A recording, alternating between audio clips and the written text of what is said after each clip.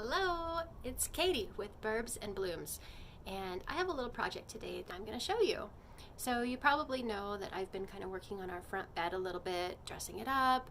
Right now it's full of really colorful annuals, just sort of a mishmash because I get so impatient when I see a hole and I can't wait for the other plants around it to fill in, so I end up plopping a new annual in, and it's just kind of a mess right now, honestly. So I'm going to be cleaning that out, but one of the first things I'm going to do is actually to plant an evergreen shrub.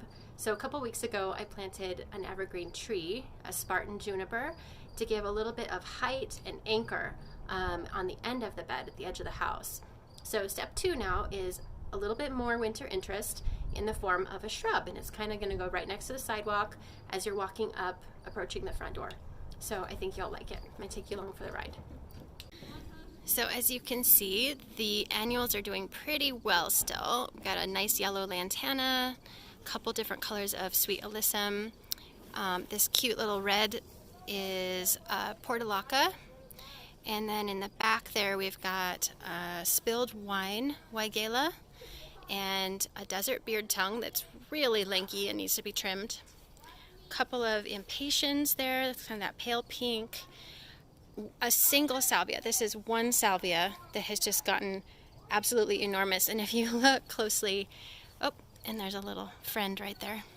If you look closely, it has actually, it kind of splayed out, and I was getting ready to trim it like maybe a month ago when it started putting up new growth right there in the center. So I need to pull this stuff out. Got some creeping Jenny here that I want to pull out this year before it takes over. This was Calibrachoa super bells, and I don't know if you guys know, but super bells really are favorites of slugs. So having them right here next to the grass, they just got killed by slugs. And after dusting a few times of some slug deterrent, they came back for a while, and then I fell back on my, slug stuff, and then they just, all the blooms disappeared.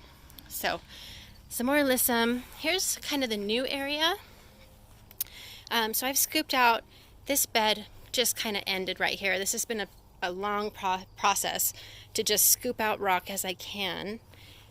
And then this is all new. So Popstar sedum has been here, but they were right in the rocks. Oh, see that little guy? So the rocks have been removed.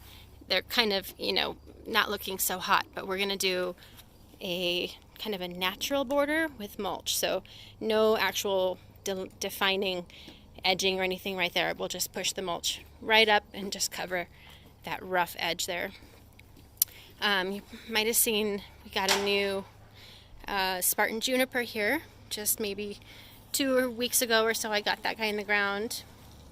Put in some very tiny Carl Forster grasses that'll just fill up and kind of make a nice screen right here. It'll be really pretty contrast, textural contrast, especially to the evergreen.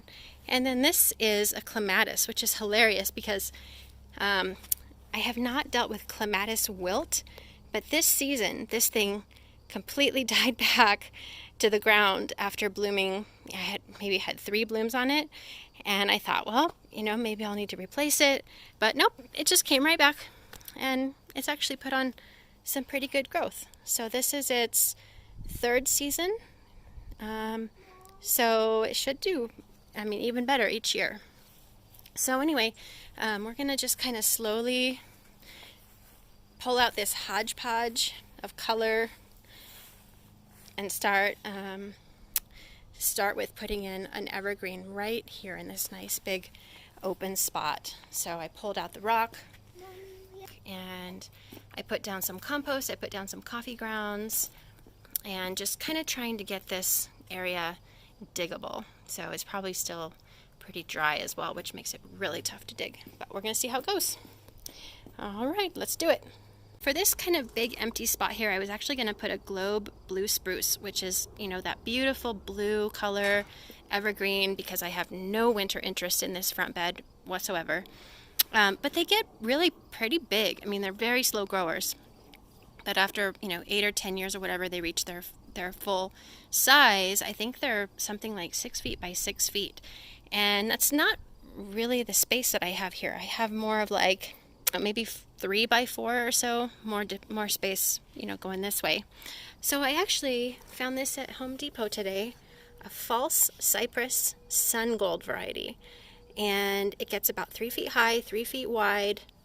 So I think that is perfect. It'll give that winter interest. It's a soft evergreen. I love soft evergreens. We can just about give it a ponytail, right, Rosie? Yeah, little ponytail. Yeah, and I have my garden helper here too. So I'm gonna just kind of situate this. Oh. You also have just kind of there. Just eyeball it a little bit. Make sure it's got plenty of room to grow both directions. That desert beard tongue might end up getting moved. I'm not quite sure what it's going to do next season. This is its first season, so jury's out. But I think that looks so cute there. Such great texture. Okay, so I'll go ahead and dig it and get it planted. So I kind of got the hole dug, and it was really super easy to dig, but I noticed the irrigation line here, and I'm going to actually tie in the irrigation before I put the plant in, because it's so fluffy, that way it's not in my way. So I'm actually going to do a 2 gallon per hour emitter for the evergreen. Evergreens are pretty thirsty, and that way I can just do 1 hole here in the line. So I'm just going to poke a hole here in the line. Try to do it in the side. I usually try to do it in the side.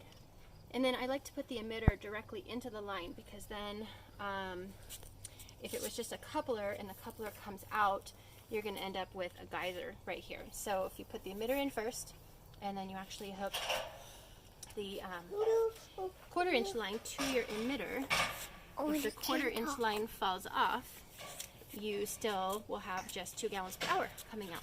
Okay, so I'm going to poke it in, just like that. Okay, and that's ready. So now I'm just going to get my plant planted, and then he'll already be tied into the irrigation.